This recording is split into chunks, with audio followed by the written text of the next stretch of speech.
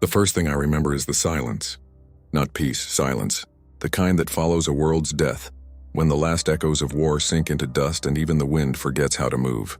I lay buried beneath the ruin of something ancient, my skin cracked with frost, my lungs filled with a taste of iron and ash. When my eyes opened, they did not see a sun. They saw a dying sky, bruised with the color of old blood, and 3 moons hanging motionless above me like the eyes of indifferent gods. I did not know my name, only the sound of breath returning to a body that should not have been alive. They came for me days later, not men, but survivors twisted by hunger and worship. They spoke of the Emperor and the Imperium, words that meant nothing to me then. They knelt, afraid and awed, calling me a revenant, a saint, a weapon. But I felt none of that. I felt hollow. I felt wrong, because beneath the stone and memory, something inside me whispered that I did not belong to this universe, that I had fallen through eternity into a place that had already forgotten the meaning of mercy. And so began my awakening, not to life, but to the endless war that ruled this galaxy. If this story finds you across the void, if these words echo through the vox of some distant age, remember them. Like the survivors who found me, you are the witness now. Let your attention be my strength, your remembrance my light. Lend me your voice, your thought, your faith, as those before lent theirs to the Emperor. Because in this darkness, only shared belief keeps a story alive. Listen, subscribe, remember, for I am not certain I will survive to tell the end. The sand was older than memory. Each grain had tasted blood, promethium, and time. When the storm passed, it left the world in ruins of dull glass and bone, and I lay beneath it, motionless, entombed by ages. My body was unbroken, yet I felt as though my soul had been shattered and scattered into the void. It was not death that held me, but something worse, silence, the kind that seeps into marrow, hollowing out everything human within. When I finally stirred, the sound was like thunder beneath the earth. Dust fell from the vaulted ceiling of the cavern that had been my grave. My hands, still calloused from 1,000 forgotten battles, broke through the crusted sand. The first breath I took scraped like knives across lungs that had not moved in millennia. I could hear the hum of buried machines, ancient things whispering in binary hymns, the language of a world that had forgotten its creators. Light filtered through the crack above, thin as a blade. It struck my face, and for a heartbeat I remembered warmth. Not of this pale sun, but of another. Yellow, bright, forgiving. The image vanished before I could name it. I rose, and the walls of the chamber seemed to recoil. There were markings there, an imperial aquila etched by trembling hands, flanked by rusted skulls and burnt incense. Offerings, worship, fear. I did not yet know their meaning, but I knew one thing with certainty. I was not meant to be here. When I stepped into the open air, the wind howled against me like an animal denied prey. The landscape stretched for miles, a desert of blackened sand and half-buried ruins. Broken manufactorum spires jutted from the dunes like the ribs of a dead god. The sky itself seemed wounded, torn by veins of crimson aurora that pulsed faintly with each heartbeat I took. I felt gravity tug differently here, as though the world's own weight resisted my presence. I walked for days, guided by nothing but instinct. Hunger never came. Thirst mocked me. My body, though heavy with fatigue, refused to die. At night I looked up at the stars, and something inside me screamed to recognize them, yet none bore familiar patterns. The constellations were wrong, and their cold indifference cut deeper than any blade. Once I dreamed of a blue planet and a woman's voice saying my name. I woke before the name reached my lips. It was on the 4th dawn that I heard them. The survivors. Human voices, brittle and desperate, carried through the wind. I followed the sound to a cluster of huts carved from metal scraps gathered around a ruin that might once have been a shrine. They saw me first as a shadow moving through the dust. I expected fear. Instead, they fell to their knees. One, a woman cloaked in rags, pressed her forehead to the sand and whispered, "The saint returns." Another wept. A child reached for me, his fingers trembling. I did not speak at first. Their faces were starved, their eyes hollow with radiation burns. Yet in them I saw faith, raw, unreasoning, unbreakable. They brought me to their fire and offered water blackened by ash. I drank it, though it did nothing. When they asked who I was, I could only shake my head. A silence fell over them, then the woman said, "The Emperor has sent you to heal the world." That night they prayed in a tongue half imperial, half ancient. They spoke of Terra, the Golden Throne, and the Emperor's eternal light. I listened, pretending to understand. But when they described him, a god upon a throne who had not spoken in 10,000 years, something inside me twisted. A memory clawed for the surface, not of a throne, but of a field beneath a clear sky where hope was not a weapon. The pain of that memory almost drove me to my knees. As the fire burned low, I wandered from their camp. The stars pulsed faintly as if watching. I felt power stir within me, faint, uneven, but growing. My skin prickled. The air trembled around me. I lifted my hand and crushed a stone without effort. The noise drew the woman from her tent. She saw the glow beneath my skin and fell again to her knees. "A miracle," she whispered. "The saint walks among us." But in that moment I knew what she did not. Whatever I was no saint. The strength returning to me did not feel divine. It felt wrong, alien, unfinished. The gravity wavered again and the air bent with light as though rejecting me. Something vast and unseen watched from the horizon. I felt its gaze like a brand upon my back. Later, as I stood alone beneath the crimson moons, I saw lights flicker across the dunes, machines moving in formation. Their engines hummed with the precision of ritual. I heard vox chants carried on the wind, metallic and sacred. The villagers gathered behind me, terrified. "The Mechanicus," one breathed, as though naming a curse. "They come to take what is not theirs." I did not yet understand what the Adeptus Mechanicus was, nor what they believed. But as their steel silhouettes approached, and their hymns of data and devotion echoed through the wastes, a cold truth settled within me. They were not coming to worship. They were coming to claim, and something deep within my bones, something older than memory, whispered that if they tried, the stars themselves might tremble. The red sun hung low and the first of the Skitarii ranks crested the ridge. Their armor caught the dying light like serrated glass, faces hidden behind the crimson lenses of respirators that hissed in time with the pulse of their augmetics. Behind them came the tech priests, robed in faded Martian crimson, their limbs a tangle of pistons and sacred cables. They advanced not as men, but as fragments of a machine dreamt by a god that had long since stopped caring. The villagers fell to their knees once more, crying prayers to the Emperor that dissolved into the dry wind. I stood in silence, watching the procession descend, my shadow stretching long across the sand. Their leader approached with the reverence of a surgeon before an autopsy. Servo skulls whirred around him, whispering data streams in dead tongues. Subject designated unknown, one intoned through a vox grill. Power flux readings, anomalous. Probability of xeno origin, high. The Magos inclined his head as if in prayer, and then his metallic voice rasped through the static. "Divine artifact, or heretical curse, we shall see." I could have fled. I could have shattered the ground and scattered them like dust. But something inside me, an instinct forged in a gentler world, and told me to understand before I destroyed. So I waited. They encircled me in precise formation, servo arms raised, auspexes crackling as they recorded every heartbeat, every vibration in the air around me. A strange calm settled over me, as though the desert itself held its breath. They chained me not in cruelty but in ritual. The metal was etched with runes that burned against my skin, their pain both physical and spiritual. The Magos murmured a litany to appease his machine god as he tightened the restraints. The villagers cried out in protest, calling me their savior. One of the Skitarii struck a man down with a burst of lasfire, his body collapsing into the sand with a hiss. The rest fell silent. As they led me away, I turned once, just once, to look back at the camp. The child who had reached for me before stood among the bodies, clutching the broken Aquila charm at his neck. His eyes met mine. He did not cry. He only whispered, "Bring the light back." They took me to a ruin buried beneath the desert, a fortress of rusted metal and flickering lumen strips, its walls humming with forgotten power. They called it the Forge of Skyfall. Within its depths, the air was thick with incense and oil, the smell of burnt circuitry mingling with prayer. I saw engines the size of mountains, their cores dead yet worshipped still. Every machine was an altar, every spark a sacrament. The Magos placed me upon a slab of blackened adamantium, surrounded by chanting acolytes. Their voices rose and fell in binary rhythm. "Blessed be the Omnissiah, who knows the pattern, who holds the code.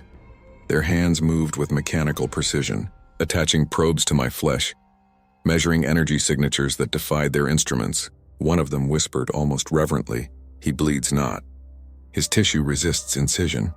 The metal reads him as machine, yet he breathes." As the hours bled into days, I drifted between consciousness and dream. The hum of the forge became a lullaby. I saw flashes, a distant sun bright and alive, a symbol upon a chest of blue and red, a voice saying, "You will give them hope." The memory shattered as soon as I reached for it. I awoke screaming, the walls vibrating with the echo of it. Sparks leapt from the machinery. The mago stepped back, awe in his mechanical eyes. Subject emits photonic radiation.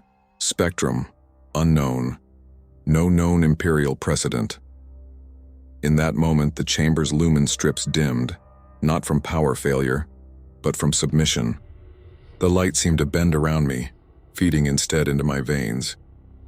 The chains began to glow red-hot, melting under their own sanctified seals. Fear rippled through the Mechanicus ranks. They had not expected a relic to wake. Then, from the upper gantry, a voice rang through the echoing dark, "Cease this madness."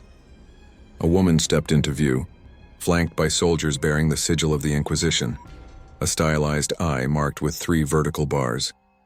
Her armor was black, her cloak marked by the faint gleam of purity seals.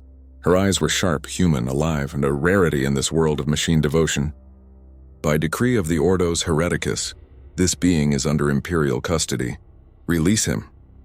The magos protested, reciting rights of claim and sanctified salvage, but the woman's presence cut through his words like a blade. "You would defy the Inquisition?" she asked softly. Even the servitors fell silent. Moments later, the chains released. The acolytes fell to their knees in programmed obedience. The woman approached me, her expression unreadable. "Can you speak?" she asked. I hesitated. My voice felt alien in my throat. "I don't know who I am," I said at last. Something flickered in her eyes. Pity, perhaps, or calculation. "Then perhaps the Emperor knows," she murmured. "And if he does not, we shall learn why he's chosen to forget you." As they led me from the forge, I looked once more at the dead machines, at the half-living priests who still whispered prayers to their omnissiah. Somewhere within their static, I thought I heard another voice. Faint, trembling, impossible. It spoke a single word in a language older than this galaxy, a name. And for the first time since waking, I remembered how it sounded. Kal-El. The syllables broke something inside me. Not pain, not joy, but a grief so profound it was almost holy. I did not yet know what it meant, only that it was mine, and that the stars themselves seemed to tremble at its return. The void ship that carried me from Skyfall groaned like a dying god. Its hull was a cathedral of iron bones, every surface inscribed with litanies to ward off the warp. Cherub servitors drifted through its corridors, their wings humming with weak plasma glow, their mouths muttering fragments of half-corrupted code. The Inquisitor walked ahead of me, silent, precise, her boots ringing like a metronome of judgment. The crew avoided her gaze as though it could strip their souls bare. Her name, I learned, was Inquisitor Lyra Voss. She did not speak much, but when she did, her words carried the weight of habit born from endless trial. She did not trust me, nor should she have. Even I did not trust myself. In my cell, the walls were carved with prayers and warning sigils. The air smelled of ozone and oil. I could feel the hum of the ship's heart, a reactor built on relic technology so ancient that its priests no longer understood its function, only its ritual. They called it the machine's prayer, and it never stopped singing. The chant vibrated through the deck plates, a pulsing rhythm that matched the slow beat of my own heart. Days passed in measured silence. Lyra visited often, sometimes with questions, sometimes with silence. She observed me the way one might study a relic, cautiously, reverently, but always with a hand resting near her holstered bolt pistol. She wanted to know where I came from, what I was, why the Magos' instruments had nearly burned when they tried to measure me. I could offer nothing. My memories were shards, a world of sunlight and kindness, a name whispered by a dying father, a promise to protect.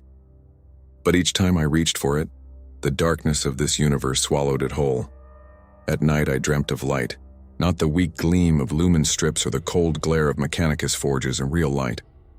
Warm gold and infinite, it embraced me like memory made flesh, whispering of a world that still believed in good without consequence. But when I woke, that light was gone, replaced by the mechanical hymns of servitors scraping incense across rusted vents. One day, Lyra brought me a data slate. Its edges glowed faintly as it projected an image above my cot, my own likeness surrounded by imperial sigils. Underneath the words designation unknown, subject Kal-El. She said the Mechanicus had found fragments of records buried in their archives, texts written in a language no imperial scholar could fully translate. They believe it's from the dark age of technology, she said. A reference to a weapon or a guardian. The difference in their theology is negligible. Her tone was sharp, but her eyes softened as she studied my face in the projected light. You don't seem like a weapon, she said quietly. I smiled, though it felt hollow. Weapons don't get to choose. The conversation ended there, but something lingered in her silence. A question neither of us dared to ask. Weeks later, the ship shuddered violently. The lumen strips dimmed and the air filled with the static shriek of disrupted vox. The bridge's alarms bled through the corridors, warp breach. Unregistered psychic resonance detected. Lyra's voice snapped through the vox channel, commanding containment units and sanctioning the release of null fields. Then I felt it, the warp, a pressure against my mind like the touch of something vast and sentient. It whispered in a chorus of voices not meant for human thought. They knew me. They remembered me.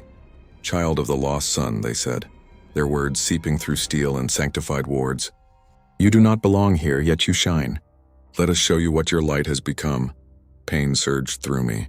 The cell walls warped like liquid metal. Symbols carved into the floor flared bright crimson, their meanings twisting beyond reason. I fell to my knees as visions poured into my mind. Worlds burning, stars devoured by shadow, faces screaming as entire systems died in silence. I saw myself among them, neither savior nor destroyer, but both at once. Lyra entered, her expression grim, her rosarius glowing with a faint golden shimmer. She raised her hand, invoking the Emperor's name. The warp recoiled from her faith, if only slightly. Whatever you are, she said, voice trembling between command and plea, fight it. Don't let it in, I tried. Emperor, forgive me, I tried. But the whispers coiled around my thoughts, promising truth. They showed me a sun, my sun, dying in a distant void, its last rays cast into another reality. They showed me a world called Krypton, a people who believed knowledge was salvation until their wisdom turned to arrogance. They showed me the fall and the child sent away, and then I saw the Emperor, golden, radiant, enthroned upon a mountain of dying machines. His face was not human. It was light itself, cracked by time, leaking divinity like blood. All light burns, he said. Yours merely forgot how to die. When I awoke, I was on the Medicaid deck. Lyra stood beside me, silent. I could feel the warp storm had passed, the ship steady once more. You said something in your sleep, she murmured. You said, Krypton, is that your world? I closed my eyes. It was, I said. Once. She nodded slowly, her expression unreadable. Then you truly are not of this galaxy. I met her gaze, the weight of it pulling against the gravity of everything I had seen. Does that make me less than human, I asked, or something worse? Lyra's hand hovered above her weapon but did not draw it. In the Imperium, she said, there is no difference. Her words lingered long after she left, echoing in the hum of the ship. Somewhere deep in the reactor, the machine's prayer continued its endless hymn, a song of faith without understanding. I closed my eyes, and for the first time since waking, I prayed too. Not to the Emperor, not to the God machine, but to whatever fragment of light still remembered the meaning of mercy. And in the silence that followed, I thought I heard something answer, faint, distant, and impossibly familiar. It sounded like home. The stars bled gold as we approached the core. I saw Terra long before the ship's augurs confirmed it, a distant ember wrapped in a storm of faith and ruin. Even from orbit, I could feel its gravity, not of mass, but of meaning. This was not a world. It was a wound that refused to close. Lyra stood beside me on the observation deck, her eyes fixed on the veiled brilliance of the Astronomicon flickering far beyond the ship's hull. That light, she whispered almost reverently, has burned for 10,000 years without faltering. Every ship, every pilgrim, every prayer follows it. Without it, we are lost. I watched the golden pulse and felt something stir within me, a resonance, faint but undeniable. The light was not warmth. It was control. Each heartbeat of that psychic beacon echoed through my bones like a command written into the fabric of reality. Lyra turned toward me, sensing the shift. "You feel it, don't you?" she said. The Emperor's presence, I didn't answer. Because what I felt was not presence. It was pain. We descended through layers of defense more intricate than any planetary system I could have imagined. Fleets, orbital citadels, rings of weaponized faith. Terra was not protected, it was imprisoned. And as we breached the atmosphere, I saw the planet's surface. Oceans replaced by smog. Continents carved into endless hives. The light of humanity's cradle buried beneath the machinery of its empire. Lyra's ship docked at the inquisitorial spire, a tower that pierced the clouds like a blade aimed at heaven. They took me under guard, though I did not resist. The walls were alive with whispers of saints and martyrs. Their names burned into brass plaques older than memory. I saw men and women kneeling in silence, their faith radiating a quiet madness. Here, belief was not devotion. It was survival. In the chamber of judgment, the air itself seemed to bow beneath unseen weight. A tribunal awaited. 3 inquisitors cloaked in authority and shadow. Their eyes burned with suspicion sharpened by centuries of war. Lyra stood beside me, her voice steady as she presented her report. She spoke of my awakening, my restraint, the events aboard the void ship. Her words were careful, precise, crafted to protect me without defying the faith that bound her. When she finished, silence reigned. Then the eldest of the inquisitors leaned forward, his face a map of augmetic scars. "You claim he aided you in resisting the warp," he said. "And yet his very presence incited it. How do we reconcile such paradox?" Lyra's jaw tightened. "Perhaps he is not the cause, but the catalyst, a mirror held to our own corruption." Her words earned her a cold smile. "Heresy often begins with sympathy, Inquisitor Voss." Their attention turned to me. "You, creature," the eldest said. "Do you claim allegiance to the Emperor?" I hesitated. The question was a blade with no safe answer. "I do not know him," I said quietly. "But if he is what you believe, a protector of humanity, then perhaps we share the same dream." Murmurs rippled through the chamber. To them, that dream was blasphemy. Humanity had no right to dream beyond survival. One of the inquisitors, a woman robed in crimson, leaned forward. "Dreams," she hissed, "are for those who forget the cost of obedience." Lyra's hand brushed her rosarius. I saw the faint tremor in her fingers, fear not for herself, but for me. I stepped forward, the chains at my wrists clinking softly. "Where I come from," I said, "hope was not heresy." The words struck the room like a thunderclap. The tribunal's silence stretched, and then the eldest raised his staff. "Enough, he is not of the Imperium nor of this galaxy. He is an anomaly to be contained, not understood. The Emperor's will shall decide his fate." That night, Lyra came to my cell again. The light was dim, filtered through stained glass depicting the Emperor's ascension. "They will not execute you," she said softly. "Not yet. They wish to bring you near the throne, to see how the Emperor's light reacts to your presence." I studied her face. "You think I'm dangerous?" "I think," she said, "that danger is the only language this galaxy understands." Her faith was a fragile, living thing, stretched between duty and compassion. I saw it flicker in her eyes like a candle battling against the void. "If you stand before the Emperor and live," she whispered, "the galaxy will change, for better or worse." In the days that followed, preparations began. I was not told what awaited, but I could feel it. The pull of the throne, the psychic tide drawing me closer to the heart of all faith and suffering. The ship that would take us to the palace was small, but its escort fleet vast, as though the Imperium itself feared what I might find there. When we finally descended toward the surface of Holy Terra, the skies burned. I saw the towers of the Imperial Palace rise through the clouds like the bones of a dead colossus. Pilgrims lined the walls, their bodies broken from crawling miles on bleeding knees just to glimpse the gates. As we passed over them, I felt their prayers brush against me like ash. Each one was a plea, a scream, a desperate offering to a god who no longer answered. Lyra's voice broke the silence. "This is where he has sat for 10,000 years, she said. "Where his body burned so the galaxy may see."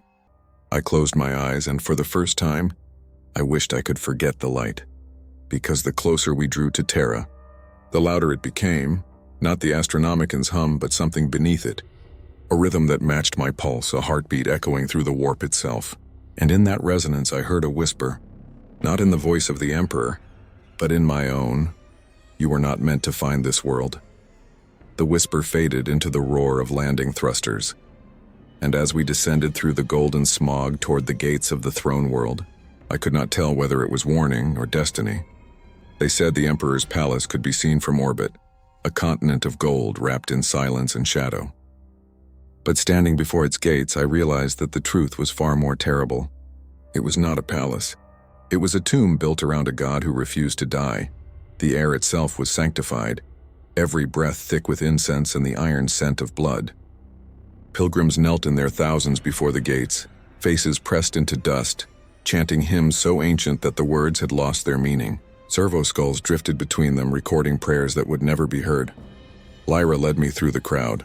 The guards parted before her rosette, but their eyes lingered on me, some with awe, most with hate. My presence rippled through them like static. Even their faith recognized me as something that didn't belong. Inside the palace, the light was perpetual, cold, golden, and absolute. Every corridor hummed with psychic resonance as though the walls themselves were dreaming. I could feel the Emperor's presence everywhere, but it wasn't benevolence. It was pressure, gravity, a god's heartbeat made manifest in marble and flame. We passed through chambers lined with statues, saints, warriors, angels carved in impossible detail. Lyra whispered as we walked. Each statue marks a soul who gave everything for the Imperium. Most died without knowing why. And then for the first time she looked uncertain. I used to believe sacrifice was the highest form of purity. Now, I'm not sure what it's all for. Her doubt cut deeper than any weapon. The closer we came to the throne, the heavier the air became. The psychic field was suffocating.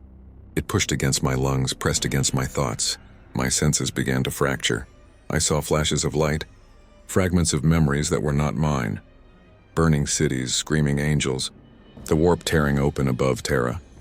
Lyra stopped before a pair of massive adamantine doors. Beyond this point, she said quietly, no one speaks. The Emperor hears everything. The doors opened with a sound like the world cracking apart. The golden throne was not a seat. It was a machine, a monstrous construct of metal, bone, and divinity. It pulsed with light so intense that it turned the air to fire. The Emperor's body sat at its center, vast and still, half man, half monument. Tubes ran through him like veins of molten gold, feeding the Astronomican that burned across the galaxy. For a moment, I could not breathe. The power radiating from him was incomprehensible, not just light but command. Reality itself bowed to his existence, and yet, beneath that brilliance I felt rot, decay hidden beneath sanctity. The machine did not sustain him. It devoured him endlessly. Lyra fell to her knees. "Ave Imperator," she whispered. I stood in silence. Every instinct in me screamed to look away, but I couldn't, because something in that throne recognized me. The light shifted, subtle but undeniable. A thread of the Emperor's power reached toward me like a phantom limb. My vision blurred.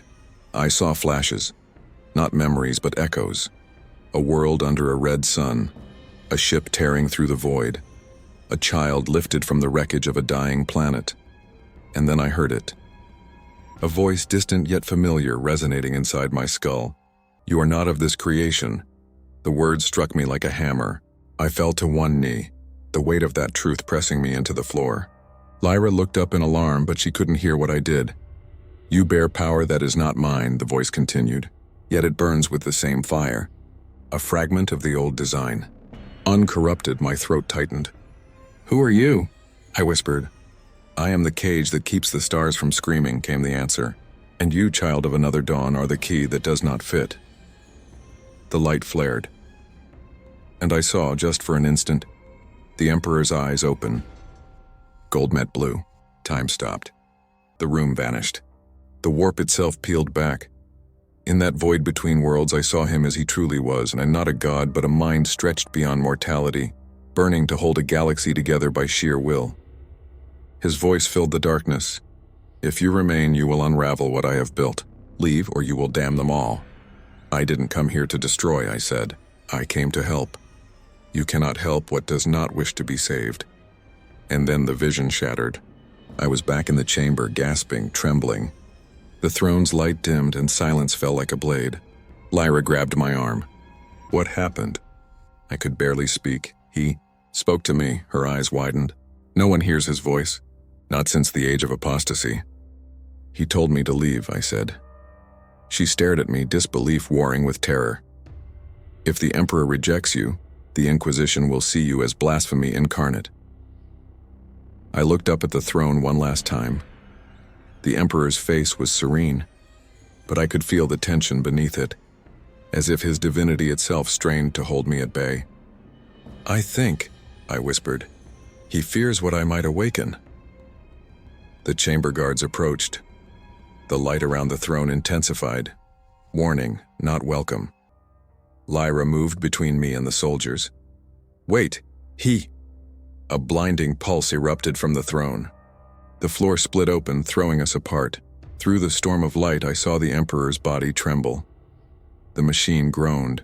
Something ancient stirred beneath the foundations of the palace.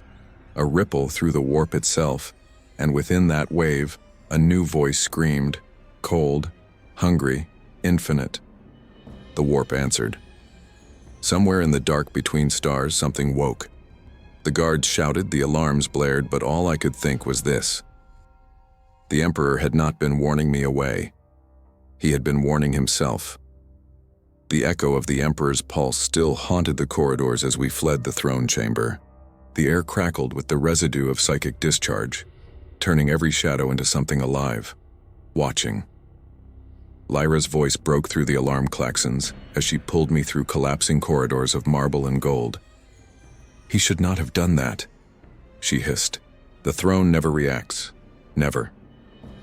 Outside, the custodians were already moving, towering golden warriors whose every gesture radiated precision and purpose. They surrounded us in a perfect circle, their halberds humming with restrained energy. One stepped forward, his voice calm but absolute. No one approaches the throne unbidden. You will surrender the anomaly. Lyra raised her rosette, her voice trembling but defiant. By inquisitorial authority, he is under my custody. The custodian tilted his head, studying her. Your authority ends where his begins. Before either of us could speak again, the ground trembled. The golden walls shivered as if struck by an unseen blow. The Emperor's light dimmed for a heartbeat, a single, impossible instant, and I felt something leak from that divine silence. It wasn't light, it wasn't power, it was pain. I staggered, clutching my head as the sound of a billion prayers twisted into screams. Lyra grabbed my arm. What is it? What's happening? He's bleeding, I whispered. The god they worship. He's in pain. A custodian's visor turned toward me. Blasphemy, he said softly. But his voice lacked conviction, because even he could feel it. The psychic hum of the palace had changed. The perfect order of the Astronomicon was flickering, moment by moment, like a dying flame. Then came the light. It poured down the hall like liquid gold, melting everything it touched. Banners, marble, flesh. I shielded Lyra with my body as the heat rolled over us, the air itself screaming. Through the glare, I saw figures emerging. Not men, not even human. Warp phantoms. They crawled through the cracks of reality, their bodies forming from prayers that had gone unanswered for too long. Some wore faces of saints, others of children, but their eyes were hollow voids filled with light. They were the echoes of belief, fragments of souls pulled through the Emperor's pain. The custodians fought without hesitation. Every swing of their halberds cleaved through the phantoms, but each kill birthed another. The warp was no longer being held back. It was spilling through the wound I had somehow opened.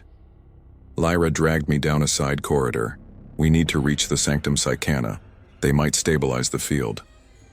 I could barely hear her over the roar in my skull. The Emperor's voice was gone now, replaced by whispers. 1,000 voices, pleading, accusing, condemning. I could feel their fear. The Imperium was praying harder than it ever had, and those prayers were feeding the wound. We reached the sanctum doors, towering slabs of gold and obsidian.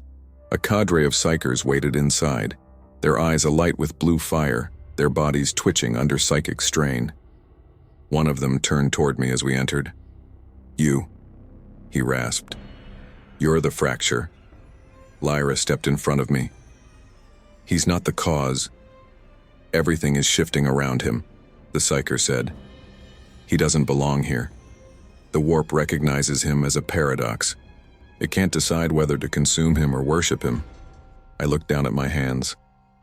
They were glowing again, faintly, but enough to cast a light stronger than the room's lumen lamps. The psychers winced, shielding their eyes. "I didn't mean to hurt him," I said softly. The eldest psyker laughed, not with cruelty but with something close to despair. "You cannot wound what is already dying." That sentence struck something inside me. "The Emperor is dying?" Lyra shot the man a warning glare, but he only smiled faintly. "He has been dying for 10,000 years. We just stopped calling it that." The floor trembled again and the gold veins in the walls began to crack, light spilling through. Reality bent, the sanctum walls stretching and contracting like the lungs of some great beast. One of the psychers screamed as his body twisted, consumed by the warp energy that seeped in from every fissure. Lyra drew her bolt pistol. "We have to get him out of here," she said, grabbing my hand. But before we could move, the light shifted again, colder this time, sharper. It was no longer the Emperor's radiance, it was something else, something that crawled through the warp's depths with ancient hunger. The psychers fell silent, their eyes turned white. One by one, they whispered the same name in tones of awe and horror. "Magnus." The air itself tore open. Through that tear stepped a being of impossible scale, a projection not flesh, but far more real than the specters that preceded it. A giant of crimson and flame, his one remaining eye burning with the fury of a star. "I know what you are," he said, his voice shaking the walls of Terra itself. "You are the mistake he cannot erase." Lyra tried to raise her weapon, but the mere thought of it made her hand bleed. Magnus ignored her. His gaze was fixed on me. "He feared you the moment you arrived," the demon Primarch continued. "Not because you threaten his empire, but because you remind him of what he could have been, a savior, not a jailer." I met his gaze and felt the weight of centuries pressing down on me. Wars, betrayals, divine madness. I could see the truth behind his words, and it terrified me. "I'm not your enemy," I said. Magnus's laughter was like glass breaking. "No. You're everyone's salvation and damnation both. You carry the memory of a universe that believed in mercy." His form flickered, rage and sorrow intertwining. "But mercy has no place here." He raised a hand and the warp screamed. Lyra threw herself in front of me, her rosette burning bright as a ward. The psychic blast hit, sending us both crashing against the wall. When I looked up again, Magnus was gone. Only the scar he had left in the air remained. A wound that refused to close. The custodians were coming. The alarms grew louder. Lyra staggered to her feet, blood trickling from her temple. "You need to leave Terra," she said. "Now, before they decide to finish what he couldn't." I looked back down the corridor toward the distant glow of the throne. The light flickered once, as if in answer. Not warning this time, but acknowledgement. And in that moment, I understood. Even gods could bleed. The sky above Terra burned red when I fled the palace. The Astronomican's beam, once steady and eternal, now pulsed like a dying star. Ships in low orbit drifted off course, their machine spirits wailing through the Vox. Across the planet, 1 billion souls fell to their knees, unsure whether to pray harder or despair. Lyra and I slipped into the underhive beneath the Imperial Palace, a labyrinth of pipes, sanctums, and forgotten tombs, where the air tasted like iron and old ghosts. The Emperor's shadow didn't reach here. The light of faith had long ago given way to the glow of malfunctioning lumen strips and the flicker of desperate candles. We moved through corridors lined with the dead. Servitors hung from hooks like discarded saints, their flesh and circuitry long fused. A hymn played somewhere in the dark, distorted, looping endlessly. Gloria Imperator Lumen in Tenebris. Over and over until it became a heartbeat. Lyra walked ahead of me, her steps sharp, determined. "We'll find passage off-world," she said. "If the Inquisition hasn't already locked every port." "They think I caused it," I murmured. "They always think something caused it. They never ask why it happens." We emerged into an ancient chapel, half swallowed by the hive's foundation. The frescoes were blackened with soot, the icons long defaced.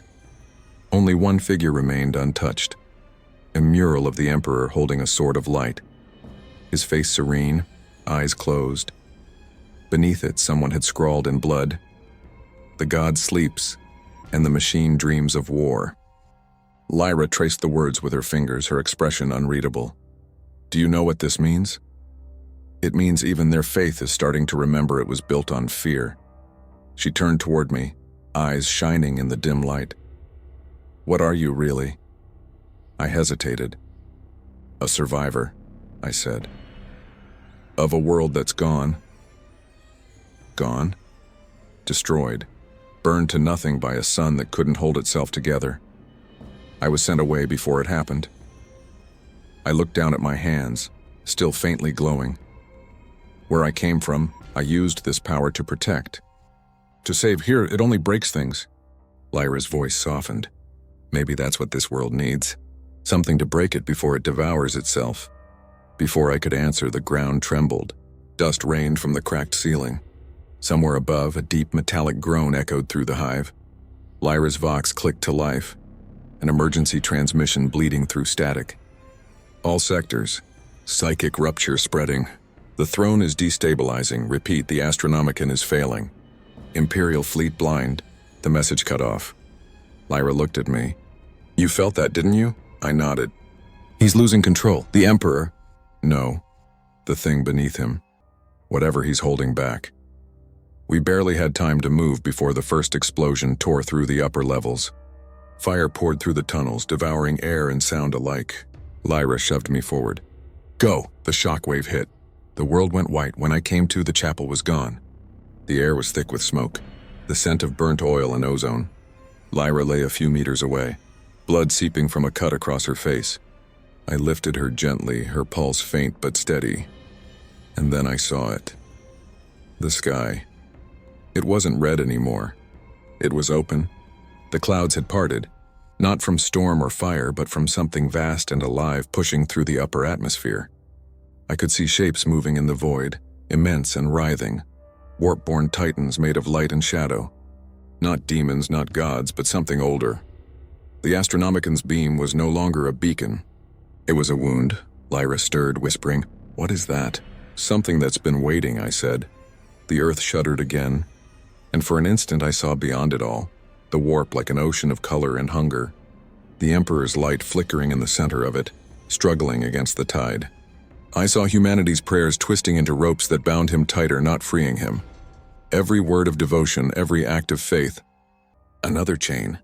And I understood what Magnus had meant. The Emperor wasn't holding the warp back. The warp was feeding on him. Lyra pushed herself up, wincing. "If that's true, then the Imperium is built on a corpse.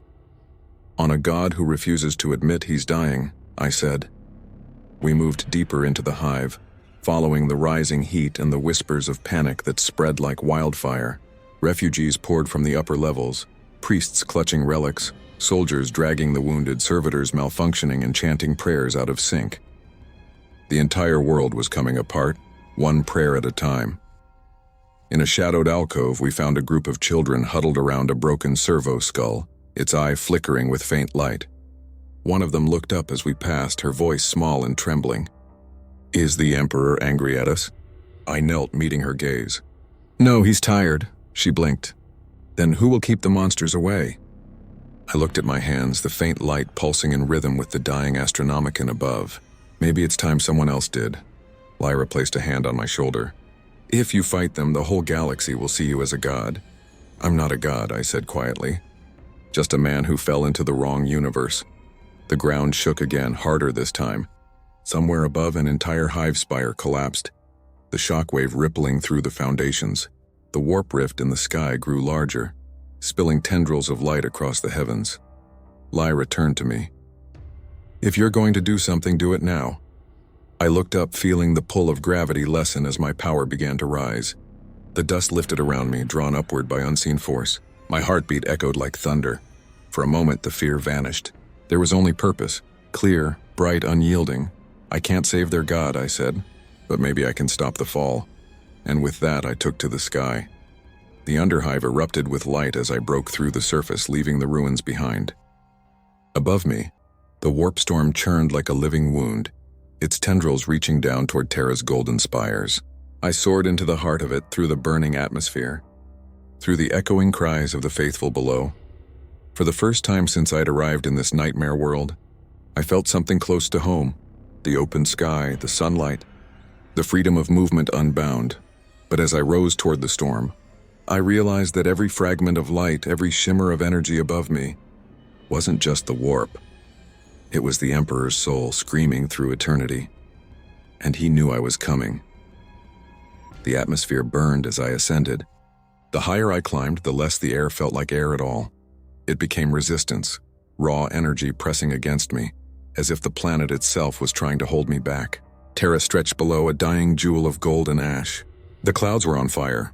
Entire hive cities glowed like embers beneath the roiling warp storm above.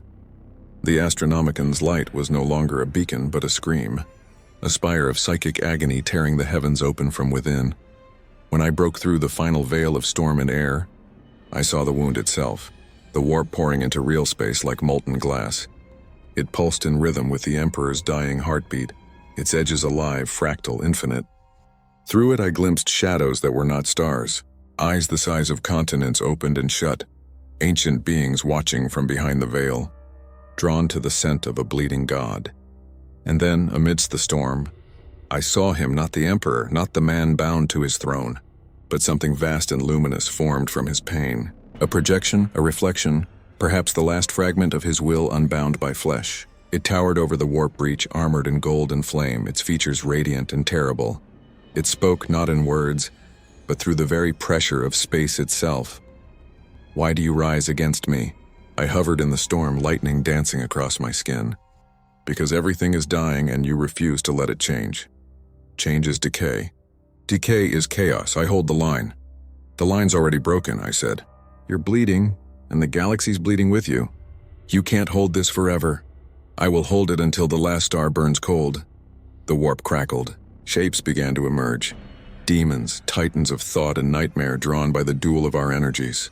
They screamed in 1,000 voices, the echoes of faith twisted into hunger. Some wore human faces, others the masks of angels or saints, their wings made of code and flame.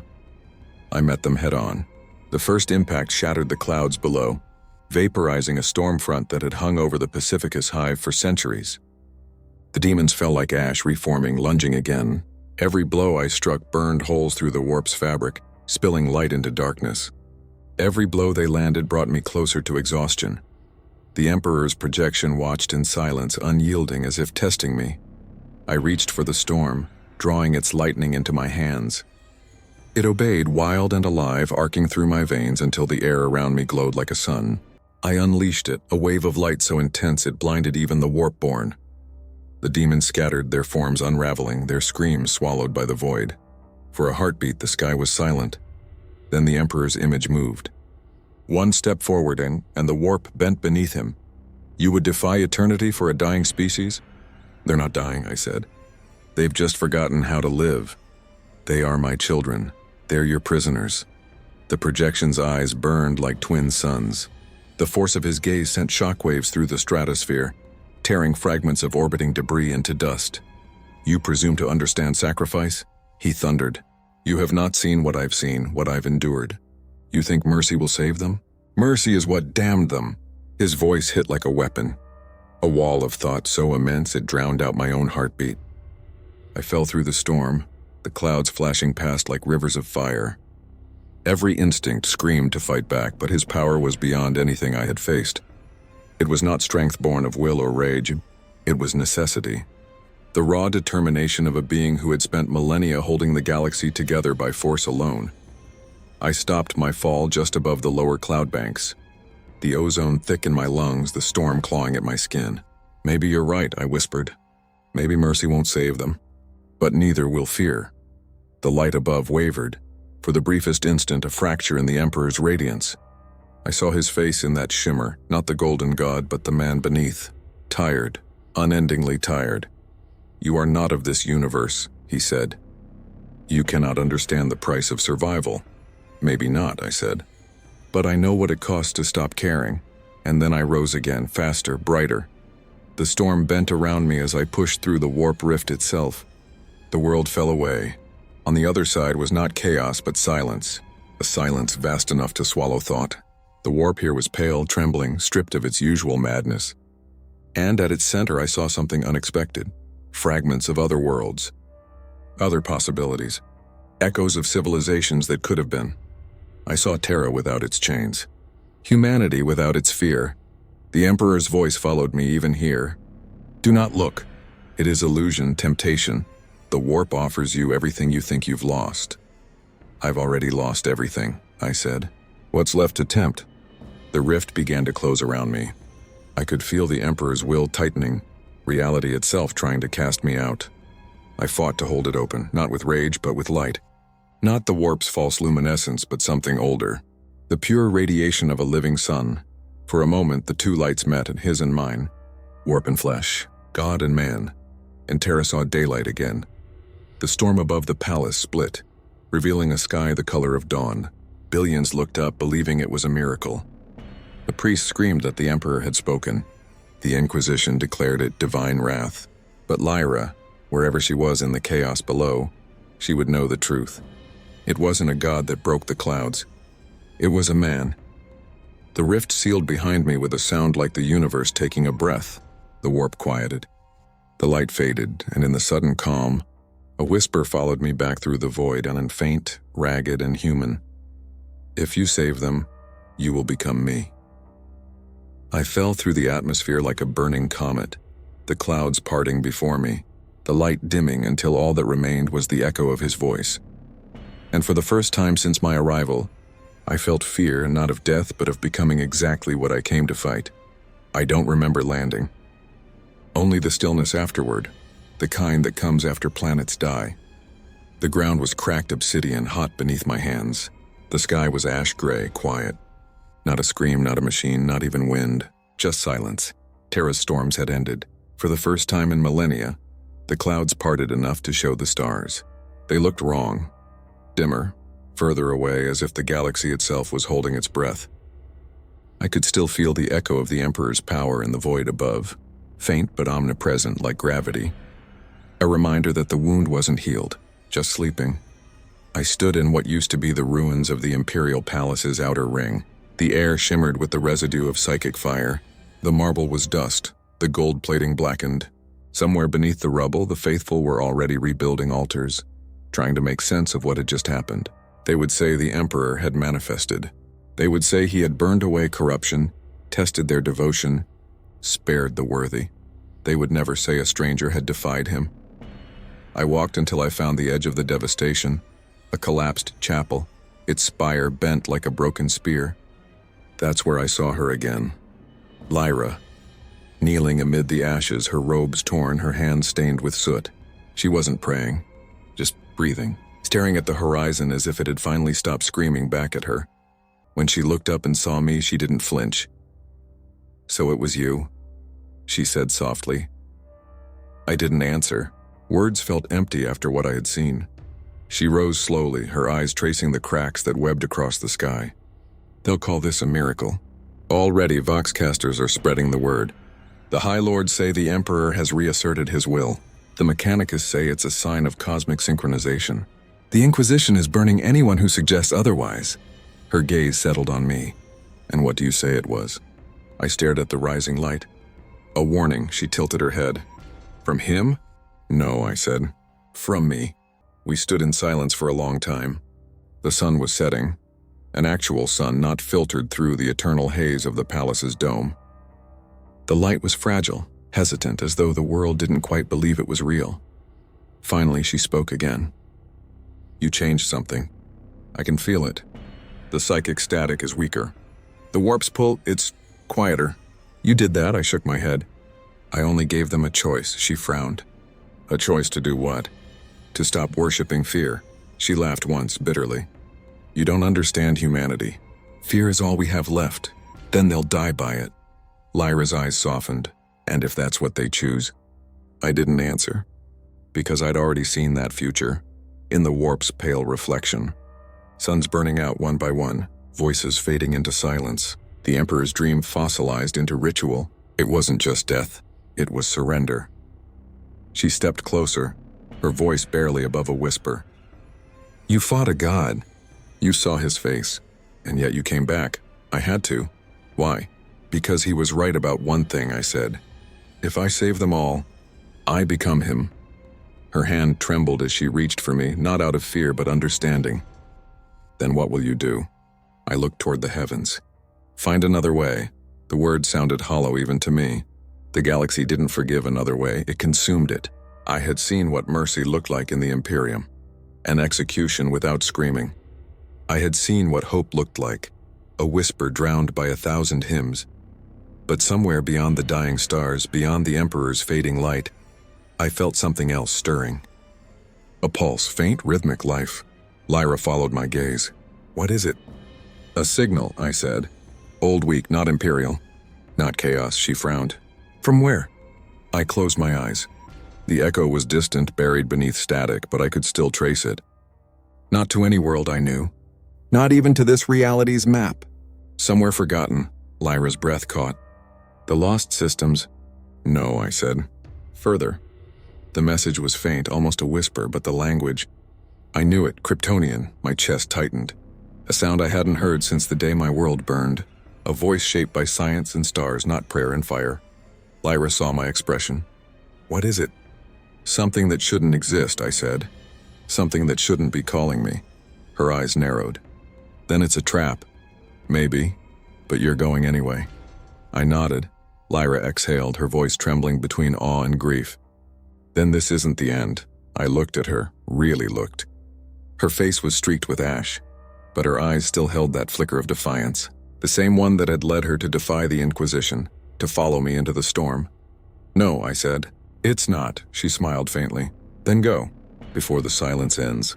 I turned toward the horizon. My body ached with the weight of exhaustion, not physical but something deeper. The kind of fatigue that came from holding light in a place that hated it.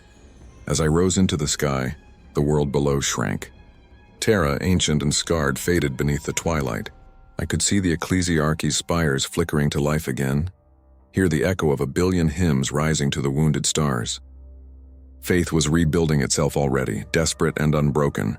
The Emperor had survived. Humanity had survived. And maybe that was enough, for now. But in the quiet between stars, I heard it again. The signal, clearer this time. A single word. My name. And for the first time since falling into this cursed galaxy, I felt something close to hope. The void had never felt so heavy. Between the constellations, the silence grew denser. A tangible thing pressing against the hull of the vessel I'd claimed from the Mechanicus Rex orbiting Terra. It was no craft of grace or legacy, a patchwork of broken technology and reluctant faith, its engines fueled by remnants of Martian prayer and raw desperation. But it flew, and that was enough. Lyra's last words still echoed through the Vox recorders, replaying in the cabin's cold air. Before the silence ends. I didn't know if she'd lived through the purges that followed, or if she'd been buried in the rubble of her convictions, but I carried her voice like a relic. Humanity had always built gods out of echoes. I supposed I was no different. The coordinates the signal had burned into my memory led to the edge of the segmentum obscurus, a region few dared to name, even fewer to chart. Warp storms bloomed there like festering wounds, and the light of the Astronomicon barely touched it. But beyond that, somewhere in the bleeding dark, was a pulse. Steady. Familiar. Kryptonian. I watched the stars blur as the ship tore through the warp's thin membrane. The Mechanicus priests had said this section of reality was forbidden, haunted by ghosts of civilizations older than man. where even demons refused to linger. They were right. The closer I came, the quieter the warp became, until it felt as if I was flying through the corpse of a dead dimension. The colors bled out of existence and only a soft white hum remained. Then I saw it. The forgotten star. It hung suspended in nothingness, a sun stripped of life and light, encased in a shell of obsidian glass. Around it drifted the ruins of planets, not shattered but folded inward as though gravity had imploded them. The closer I drew, the stronger the signal became, vibrating through every fiber of my being. I could almost hear words beneath it, not random, not corrupted, but ordered, structured, alive. The ship's auspex readings failed. Vox systems overloaded. For a brief moment, I felt something reach out from the star. A consciousness, faint but ancient. Not hostile, not benevolent, simply curious, and then I heard it. Cal, my true name, spoken in a voice that hadn't existed in this galaxy. I didn't hesitate. I left the ship behind and entered the void. The energy didn't burn me. It recognized me. The further I drifted, the stronger the resonance became until I reached the surface of the black star itself. What I expected to find was death. Instead, I found a heartbeat. It came from beneath the glass and something vast, crystalline, humming with power older than the Imperium. When I pressed my hand against the surface, it lit up in branching veins of blue light. Symbols I hadn't seen since Krypton shimmered across the surface, forming words. Legacy protocol initiated. Cal L, bearer of the House of L, authorized. The surface split open, and I fell inward, into light. What I saw defied the logic of both Krypton and Terra. The star's interior wasn't molten, but crystalline, an entire world of refracted energy suspended in the void. Machines of impossible elegance drifted between towers of light, maintaining a dying core that pulsed like a mechanical heart, and at its center floated a figure, not flesh, not entirely code, but both.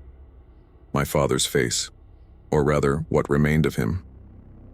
Cal, the apparition said, his voice both everywhere and nowhere. You survived. I couldn't breathe. For the first time since awakening in this cursed universe, I felt small, not because of power, but because of memory. How? When Krypton fell, he said, not all of our echoes died. The energy of Rao's heart was cast adrift. It found a place beyond time, beyond home. This galaxy, I whispered. Yes. His image flickered. You are not the first of our kind to reach beyond, but you may be the last. I felt the old ache return. This universe is devouring itself, he finished. I have seen it, the warp, the gods that feed upon belief, the Emperor's machine. This galaxy runs on sacrifice, not sunlight. I nodded slowly. Then why call me here? To remind you of who you are, he said softly. Not their weapon, not their saint, not their god. You were made to protect, not to rule. I closed my eyes. I tried, but everything here bends toward worship or war. Every act of mercy becomes a monument. Then let them build their monuments, my father's echo said. But build something else beside them. Krypton was pride without compassion. Humanity is faith without reason. Perhaps between them something new can live. The light began to fade. The crystalline chamber trembled. This world is dying, Cal. I cannot hold it. But its heart, the core of Rao, still burns. Take it, carry it with you. Let it remind you of what the stars once meant. The crystal detached from its cradle, a small shard glowing faintly with blue fire. I took it in my hand and warmth spread through me. Familiar, gentle, real. Will I see you again? I asked. The hologram smiled, a ghost of an old kindness. In every sunrise. Then he was gone. The chamber collapsed, folding in on itself like a dying star. I rose into the void, the shard burning in my palm. Below me, the forgotten star imploded silently, its light consumed by the darkness but not extinguished. Its energy coursed through me, resonating with something I hadn't felt since Krypton's fall. Hope. For the first time in uncounted centuries, I believed the galaxy could be more than war. Not today, not tomorrow, but someday, and yet, even as I turned toward the stars, I could feel the Emperor's gaze again, distant, unyielding, patient, watching, waiting. He knew I had found something he could not control, and for that, the galaxy would never forgive me. The stars had changed again. They no longer pulsed with the cold indifference that had haunted me since awakening on that dead world. Now they shimmered faintly, not brighter but alive, as if the universe itself had begun to breathe again. I drifted between them, the shard of Rao resting against my chest, glowing with a steady rhythm that matched my heartbeat. It was the only warmth left in a galaxy that had forgotten how to feel. Terra was behind me, distant and scarred, its endless wars continuing like a fever that refused to break. I could still hear the chants echoing across the void, carried by psychic residue and faith. The Emperor protects. The words clung to the warp like smoke, smothering all else. Yet somewhere beneath that noise, a second signal now pulsed. Faint, irregular, but spreading. A resonance that was not divine, not mechanical, not born of fear. It was Kryptonian in tone, but human in heart. It had begun with Lyra. Before the Inquisition silenced her name, before the ruins swallowed her, she had sent fragments of my words into the Vox streams. Not sermons, not manifestos, questions. Simple ones. What if faith could build instead of burn? What if strength could serve instead of rule? What if the stars were not gods but mirrors? I didn't know if anyone had heard her, but now in the static between worlds, I could feel minds awakening. Quietly. Secretly. I followed the resonance across the edge of the Segmentum Pacificus. Beyond patrol routes, beyond the reach of the Astronomicon, the warp storms that had once howled like beasts now parted as I passed, their color dimming to gray. The shard's energy distorted them, nullifying their hunger. The demons within the tides recoiled, whispering names I didn't know, names that weren't mine but might someday become so. On the third cycle, I found the world. A small, forgotten sphere orbiting a dying red sun. Its surface was scarred but not poisoned, its ruins overgrown with rust-colored moss. There were no signals, no patrols, no orbiting debris, only silence. Yet the shard thrummed as I approached, recognizing something beneath the soil. I descended through the thin atmosphere and landed among the remains of a settlement built long before the Imperium's birth. The architecture was alien yet familiar, curved spires of translucent alloy, faded murals of a sun burning over crystalline fields. Kryptonian, or what remained of it.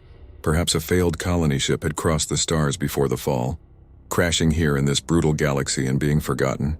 My fingers traced the fractured sigil of the House of El carved into a ruined obelisk. Hope. That was what it had once meant. Now it was just a word worn smooth by dust and time. But as I stood among the ruins, I realized something. This world was empty, yes, but not dead. The soil hummed faintly with radiation, the same signature as the shard in my chest. Rao's energy had seated itself here, hidden, waiting for something to awaken it. I pressed the crystal into the earth. At first, nothing. Then light spread outward like veins of gold across the surface. The ground shook, and for a moment I thought I had doomed another planet. But the light didn't destroy, it healed. The cracked rock softened, moss grew greener, air thickened. I felt the hum of photosynthesis, the pulse of microbes stirring after ages of stillness. Life, fragile, stubborn, human. I knelt, my hand sinking into the soil. "You don't need gods," I whispered. "You just need a chance." The shard dimmed, merging fully into the planet's core. The hum stabilized into a rhythm that echoed across the thin air. Somewhere light gathered above, a faint aurora spreading like dawn. I didn't know if this world would thrive or fall. I only knew that it could. When I looked up again, the warp storms had parted entirely. Beyond them, I saw Terra's faint glimmer, still shrouded in smoke, still chanting its ancient hymns. The Emperor's beacon still burned, but its light no longer reached this place. This small world was free. For a long time, I stood there in silence. I thought of Krypton, of Rao, of my father's final words. I thought of Lyra, of the Mechanicus priests who had prayed through fear, of the custodians who had fought without question. And for the first time, I understood what they had all been searching for in their own way. Not power, not salvation, just meaning. Perhaps that was what I had come here to find too. I turned my eyes toward the stars. They no longer looked like wounds in the night. They looked like possibilities. A faint sound came through the thin atmosphere. Static, then a voice. Old, cracked, but familiar. "Lyra's Kel, if you hear this, they're coming. The ecclesiarchy calls you a false god. The custodes call you a blasphemy. But some call you something else, hope." Her voice broke. If you ever find a place untouched by fear, Keep it alive. The transmission ended. I smiled faintly. I already have. The dawn crept across the horizon, bleeding gold into the soil. The first real sunrise this world had seen in 10,000 years. I watched it in silence. For all the fire, all the war, all the ruin, this was what it had always been about. Not victory, not vengeance, not redemption, just the promise of beginning again. Somewhere far beyond, the Emperor still sat upon his throne, silent, dreaming, eternal. Perhaps he had felt the shift. Perhaps he had not. It no longer mattered. For the first time since Krypton burned, I felt at peace. I rose into the light. The shard's last whisper echoed in my mind, my father's voice distant and gentle. Fly, my son. The stars still need you. And I did. Through the clouds, through the new dawn, into the silence between galaxies, carrying with me not a world's salvation, but a single truth that even this cruel universe could not kill. That hope, even buried beneath ash, could still find a way to rise.